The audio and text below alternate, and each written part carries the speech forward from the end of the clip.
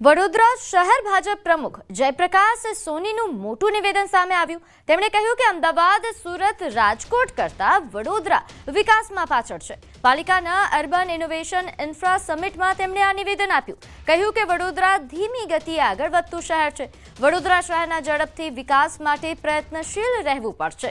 પાલિકા તેમજ સત્તાધીશોની કામગીરી પર પણ તેમણે સવાલો ઉઠાવ્યા।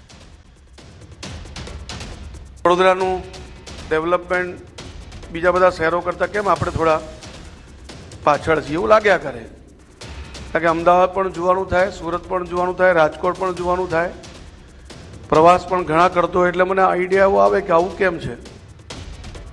તો કચ્છમાં શિક્ષકોની ઘટ અંગે વિરોધ કરવામાં આવ્યો। અહીં મુન્દ્રાના મોખા ટોલ નાકા પર ચક્કાજામ કરાયો। આશાપુરા ચેરિટેબલ ટ્રસ્ટ દ્વારા આ વિરોધ પ્રદર્શન કરાયું। રાજ્ય સરકારે કચ્છ જિલ્લામાં ખાસ ભરતીની જાહેરાત બાદ શિક્ષકોની જગ્યાઓ પૂરતી ભરાઈ નથી। આશાપુરા ચેરિટેબલ ટ્રસ્ટ શિક્ષકોની ઘટને લઈને ઘણા સમયથી આંદોલન કરી રહ્યું છે। વિરોધ પ્રદર્શનને લઈને પોલીસ બંદોબસ્ત ગોઠવાયો હતો। મોખા ટોલ નાકા પર હાથમાં બેનરો અને સૂત્રોચ્ચાર સાથે વિરોધ કરાયો। ચક્કાજામના કારણે વાહનોની લાંબી લાઈનો લાગી હતી। પોલીસે વિરોધ કરી રહેલા 50 જેટલા આગેવાનોની અટકાયત કરી।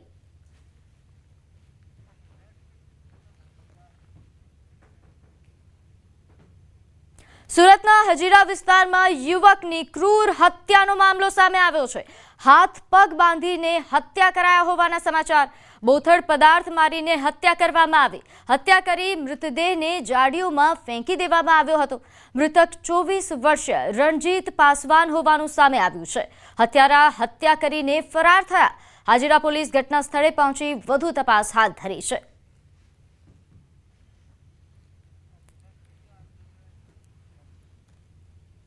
તો રાજકોટ ધોરાજી પાસે આવેલ પંચનાથ મહાદેવ મંદિરે પાસેથી પસાર થતી સફુરા નદીમાં શેવાળ જામી જતા નદીમાં દુર્ગંધ આવી રહી છે। સફુરા નદીમાં વર્ષોથી નગરપાલિકા દ્વારા કોઈ જાતની સાફ સફાઈ કરવામાં આવી નથી। પ્રદૂષિત પાણી સંપૂર્ણ ભાદર નદીમાં છોડાતા લોકોને અનેક બીમારીઓનો સામનો પણ કરવો પડે છે। પશુ પક્ષીઓ આ ઉપરાંત પાણી પીતા હોવાથી અહીં બીમાર પડવાની પણ ભીતિ સેવાઈ રહી છે। ત્યારે નગરપાલિકાને અનેકવાર લેખિત અને મૌખિક રજૂઆતો કરવામાં આવી, છતાં હજુ સુધી કામગીરી કરવામાં આવી નથી।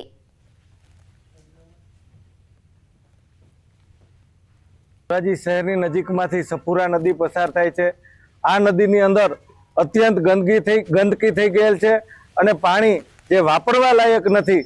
આ પાણી છે, પાણી આ નદી મારફતથી ભાદર નદીની અંદર ભળે છે અને લાખો લોકો ગ્રામ્ય વિસ્તારની અંદરથી જે આ નદી પસાર થતી હોય આ પાણીનો ઉપયોગ કરતી હોય છે। આ પાણીને ડોળું અને દૂષિત પાણી હોવાને કારણે લોકોને અને પશુઓને અનેક પ્રકારના રોગો થવાની સંભાવનાઓ છે। કોઝવે તો વર્ષોથી આ માંગણી છે, ધોરાજીની સફુરા નદી ઉપરનો કોઝવે ઊંચો કરવામાં આવે ને લોકોને રાહદારીઓ માટે એક આશીર્વાદ સમાન છે કોઝવે ઊંચો કરવો। એટલે વર્ષોથી આ માંગણી છે, પણ તંત્ર કોઈ પણ જાતનું ધ્યાન દેતું નથી। રાજકોટ પાસે ધોરાજી પાસે જે વર્ષો જૂની ઐતિહાસિક ગણી કહી શકાય સફુરા નદી આવેલ છે। સફુરા નદી છે તેનો કોઝવે એક તો વર્ષોથી અધર કરવામાં નથી આવ્યો। બીજી તરફ વાત કરીએ કે જે સફુરા નદી છે તેનું પાણી એટલો બધો દૂષિત છે, જે પશુ પાણી પીતા હોય બીમાર પડતા હોય છે। પાણી આખો તમે આપણે પાણીના પેલા સીધા દ્રશ્યો બતાવ્યું, પાણીના દ્રશ્યો જોઈ શકો તો કેવું લીલું પાણી છે, કેટલી બધી સેવા જામી ગઈ છે, છતાં કોઈ જાતની તંત્ર દ્વારા આની સફાઈ કરવામાં આવતી નથી। અનેક વાર રજૂઆત કરવામાં આવી છે, છતાં સફાઈનું નામે જીરો છે। જે આપ જોઈ શકો છો કે કેવી હાલત છે અત્યારે સફુરા નદીની, કેવી હાલત છે। સફુરા નદીમાં જે દૂષિત હોય ત્યાંથી માણસો ત્યાંથી નીકળતા હોય, લોકો પસાર થતા હોય તો એ દુર્ગંધ મારતી હોય છે, છતાં કોઈ જાતની તંત્ર દ્વારા કોઈ જાતની કાર્યવાહી કરવામાં આવતી નથી। અત્યારે પશુપાલકો અને લોકોને એવી માંગ છે કે તાત્કાલિક ધોરણે આ સફુરા નદીની સફાઈ કરવામાં આવે અને કોઝવે છે તે કોઝવે અધર કરવામાં આવે। મુનાફ બગાલી, ગુજરાતી, ધોરાજી। તો આ તરફ રાજકોટના ગોંડલના સૌથી મોટા ગામ પૈકીના એક દેરડી કુંભાજીમાં પશુ દવાખાનાની હાલત ખંડેર બની ગઈ છે। એક તરફ પશુ દવાખાનામાં વર્ષોથી પશુ ડોક્ટરની નિમણૂક થતી નથી, તો બીજી તરફ દવાખાનાની હાલત પણ ખખડધજ થઈ ચૂકી છે। છતમાં લટકતા લોખંડના સળિયાઓ અને ઉપરથી ખરતા પોપડાઓ, બારીની હાલત પણ ખખડધજ થઈ છે। ગામમાં પશુઓના તબેલાઓ, પશુપાલનનો વ્યવસાય કરતા માલધારીઓ અને ગૌશાળા ઉપરાંત ગામમાં રખડતા પશુઓની સંખ્યા પણ છે. તેમ છતાં સ્થાનિકો આ પશુ દવાખાનાનું બિલ્ડિંગ નવું બનાવવા માટે ઘણા સમયથી માંગ કરી રહ્યા છે, પરંતુ આ દિન સુધી તેમની માંગ સ્વીકારાઈ નથી. અને ઘણા સમયથી અહીં ડૉક્ટરની નિમણૂક થયેલ નથી અને અહીંની બિલ્ડિંગ જે દવાખાનાની છે તે હાવ ખંડેર થઈ ગઈ છે. અને ભૂતકાળની અંદર જે ડૉક્ટર હતા તેને ઘણા પ્રયત્નો કર્યા નવું બિલ્ડિંગ કરવા માટે, પણ અહીંના સ્થાનિક લોકોએ, કોઈ આગેવાનોએ સાથ સહકાર આપ્યો નથી. વડોદરાના કરજણમાં સ્મશાન કૈલાશધામમાં અંધારપટ છવાયો. અંતિમ ક્રિયા માટે નાગરિકોને પરેશાની થઈ રહી છે. વીજળી જતા કારની લાઇટો ચાલુ કરીને અંતિમ ક્રિયા કરવી પડી. સ્મશાનમાં અંતિમ ક્રિયા કરવા માટે આવેલા લોકો લાઇટના અભાવે આ પ્રકારે અંતિમ ક્રિયા કરવા માટે મજબૂર બન્યા, તો કારની લાઇટો ચાલુ કરીને અંતિમ ક્રિયા કરવી પડી, જેનો વિડીયો સામે આવ્યો છે.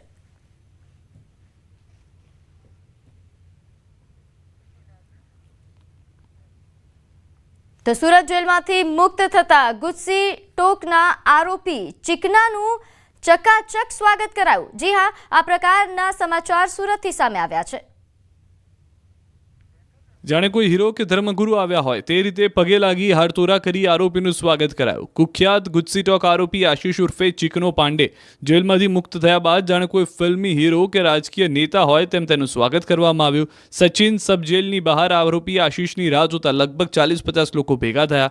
જેલમાંથી બહાર આવતા તેના સાગરીતો તેના પગે લાગી ગયા અને આ દ્રશ્યો જોનારને એવું લાગતું હતું કે જાણે ઉત્તર પ્રદેશના કોઈ મોટા ગુંડાનું સ્વાગત થઈ રહ્યું હોય.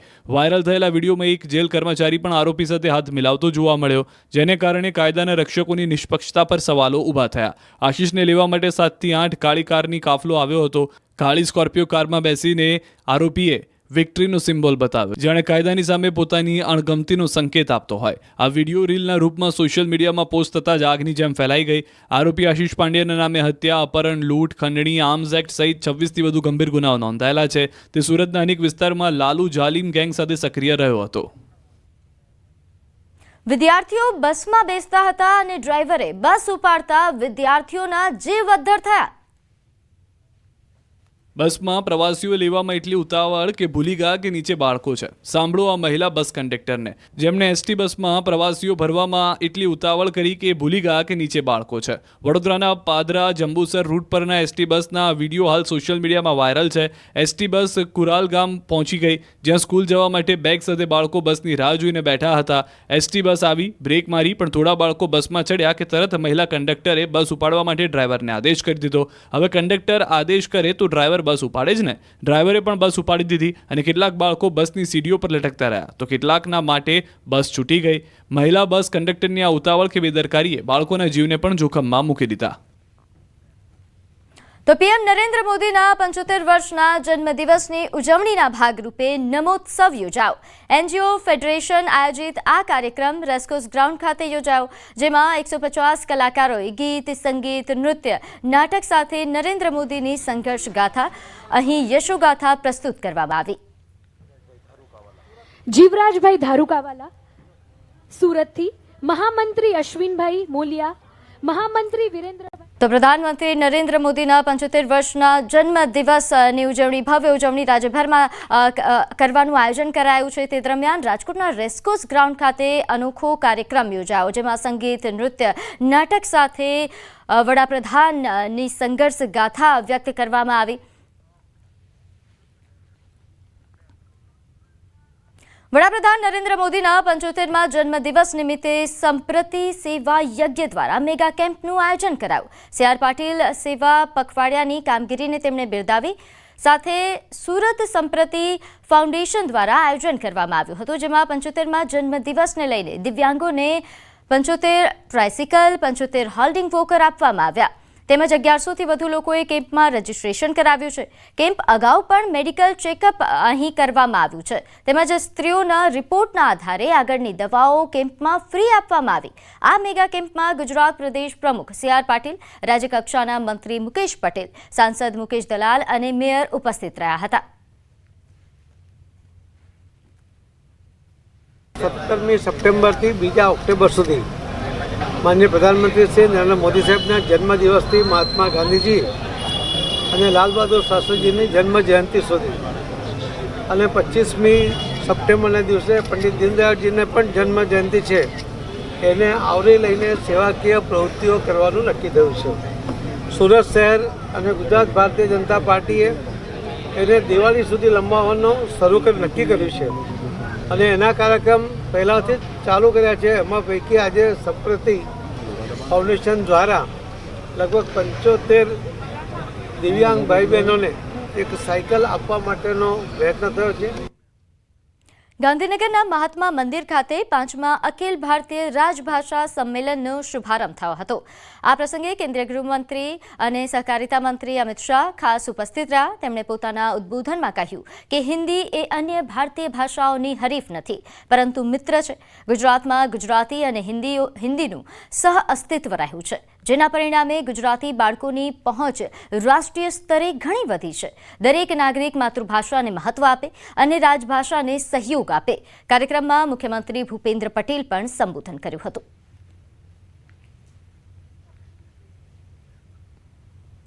તો Sabarkantha Aravalli inter school karate championship 2025 અને સન્માન સમારોહનું આયોજન કરવામાં આવ્યું. સાબરકાંઠા અને અરવલ્લી 42 સ્કૂલોમાંથી 6 વર્ષથી 21 વર્ષ સુધીના 500થી વધુ વિદ્યાર્થીઓએ ભાગ લીધો.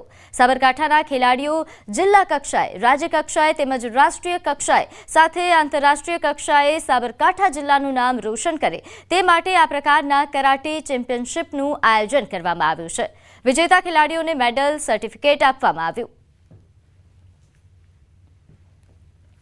Sabarkantha Aravalli inter school karate championship Himmatnagar ખાતે ભોલેશ્વર સ્ટેડિયમમાં યોજાઈ છે. આ સ્પર્ધામાં સાબરકાંઠા અને અરવલ્લી જિલ્લાની 42 સ્કૂલોમાંથી અલગ અલગ એજ કેટેગરીમાંથી આપણે આ છોકરાઓને મોટિવેશન મળે, પ્લેટફોર્મ મળે એ હેતુસર 6 વર્ષથી લઈ અને 21 વર્ષ સુધીના બાળકોને અહીંયા ભાગ લેવડાવ્યો છે. 80 વર્ષના અડીખમ એવા દાદા કે જે આજે યુવાનોને પણ ઝાંખા પાડી દે તેવી સ્ફૂર્તિ સાથે સતત 31મા વર્ષે આશાપુરા માતાના મઢ દર્શને નીકળ્યા. ગિરિભા બાપુ 80 વર્ષની ઉંમરે પણ ગજબનો જોશ અને જુનૂન ધરાવે છે. 400 કિલોમીટરની યાત્રા તેઓ માત્ર 6 થી 7 દિવસમાં પૂર્ણ કરી માતાના મઢ પહોંચી જાય છે. 400 કિલોમીટરનું અંતર જે ચાલીને પૂર્ણ કરશે શ્રી ગુરુભા જાડેજા. તેમની આ યાત્રાને શુભેચ્છા આપવા માટે રાજપૂત સમાજના આગેવાનો, ગઢવી સમાજના આગેવાનો તથા બ્રહ્મ સમાજના આગેવાનો અને મુસ્લિમ સમાજના આગેવાનો તથા મિત્રો આવી પહોંચ્યા અને તેમના જુસ્સામાં વધારો કર્યો.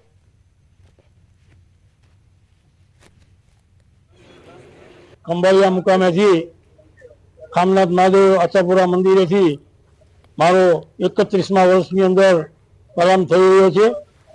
મારા 80 વર્ષ પૂરા થાય છે. 95માં આ પદયાત્રા મેં શરૂ કરેલી. 95 થી કરીને અત્યાર સુધીની અંદર મારો માતાજીની મહેરબાનીથી કન્ટિન્યુઅસ છે અને એ જ ટાઈમની અંદર હું માના ચરણોમાં હું પહોંચ્યું છું. હવે વાત પૂર અને વેદનાની.